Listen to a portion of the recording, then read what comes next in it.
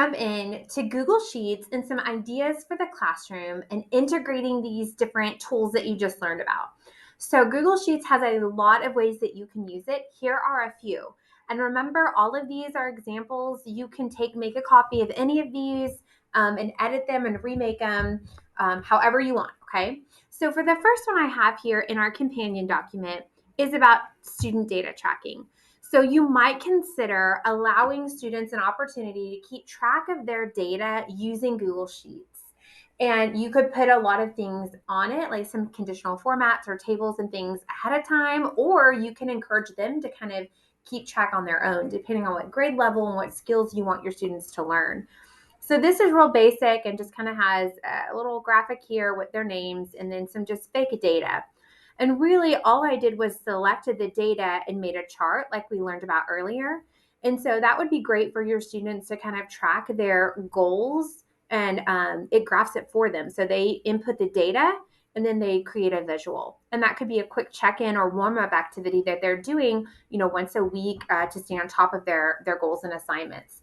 You might even break it down by unit assessments, main assessments, whatever you want. You can include different tabs for different grade levels and let them track their data in your classes. So I think using Google Sheets for that is a great idea. Feel free to take that and remake it if you want, if that's something that you like.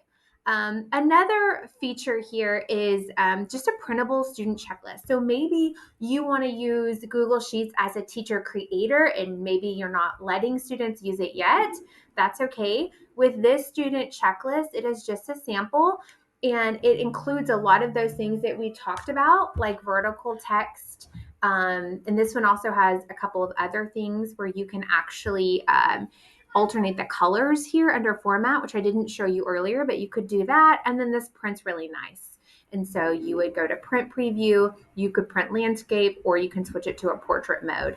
So you have options there as well. So those kind of show you some different insert options and text wrapping abilities. And I linked a formulas chart here for Google Sheets formulas, but let me show you a classroom idea of adding some of that conditional formatting into. And so this is pixel art.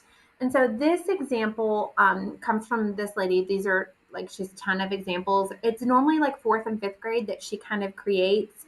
She has some younger, some older. So there's a little something for everyone. And so you can see all of these freebies that she has here. And so there's fractions and oh my goodness, just so many things here. So you kind of scroll through and find anything that might be interesting for you and your students. Let's see, here's one on US history.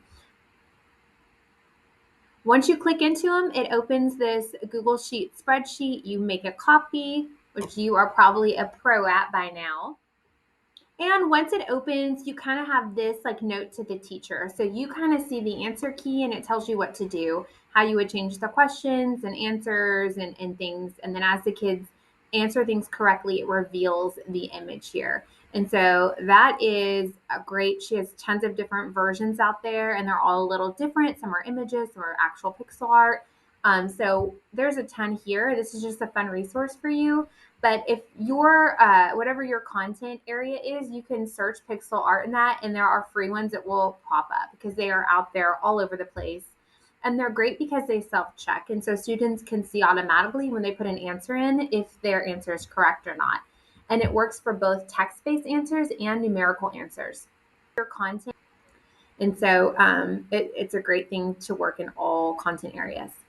Some other self-checking template ideas out here. This is from Eric Kurtz. He is one of my favorite guys that I follow. He is so knowledgeable about tons of Google things. And this talks about self-checking assignments in Google Sheets from the basics all the way down of how you can create it. He has examples here with this trivia so you can see specific ways you can use it with text. And so questions and text answers. And so those are great formative checks to kind of throw in throughout the year. He takes you through it all, gives you lots of templates and breaks you down. And then he even has additional information and even more on pixel art and how this can work. If you look on his right-hand side, he has all Google things. So if you really want to get more and more googly, he is the guy to follow. And you can click into his blog posts, and he has even more. He has YouTube videos. He even has a book out. He is a great guy. It goes more into conditional formatting, like we learned in the last video, and ideas of how to integrate them.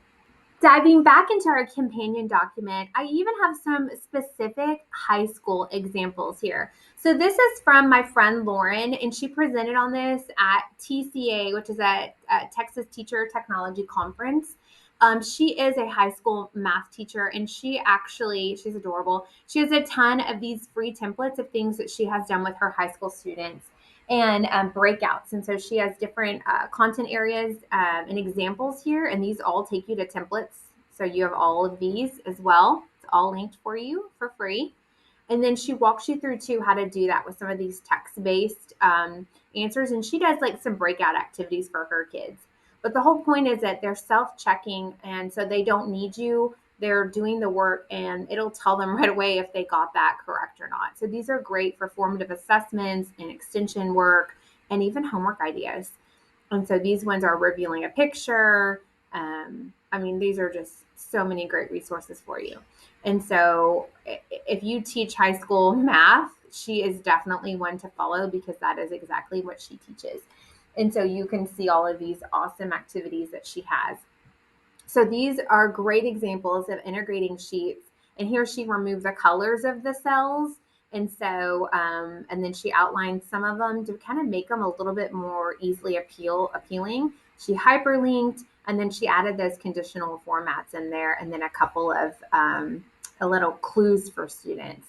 So she really maximized the Google Sheet space. So if you want to get to that level, you can pair up with your ITS. We will be happy to sit down and help you create some things like this that you can use in your classroom with students.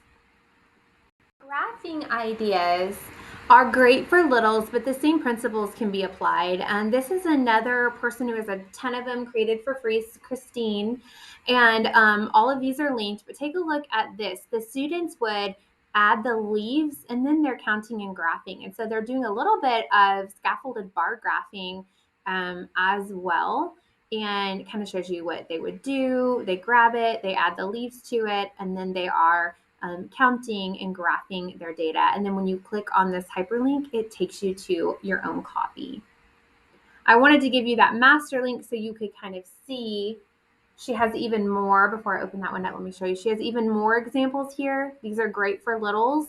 And it starts introducing how to use those Google tools. Like, how do I fill in numbers? How do I change the color of a cell? Like those kind of skills. We actually are required to teach technology application standards from kindergarten all the way up to 8th grade in all of our content areas.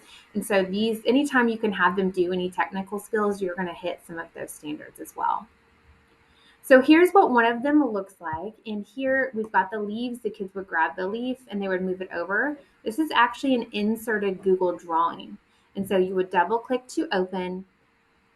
Now here you can see she just inserted a picture of a tree and some pictures of a leaf. And then the kids move over and complete their little activity. And then they close it and it updates on the embedded Google drawing. And then they're counting, they're graphing, they're writing, all of this in a Google Sheet. A very simple process, but you can use the same activity in different ways to meet the needs of your learners. So all of those Google Sheets really kind of show you there's so much diversity. We're barely touching the surface here with Sheets. If you're a math or science teacher and you're doing a lot of data collection and analysis and formulas, you can integrate those and have kids track the data and create different charts and produce all of that. You can use it as a self-checking guide to put into stations or intervention time for students who need more support or even students that just need that enrichment. It's also great for just tier 1 instruction and having everybody do a quick formative check on these the skills that you're teaching. So as you play with this, be sure to add your play page here for each of these Google tools.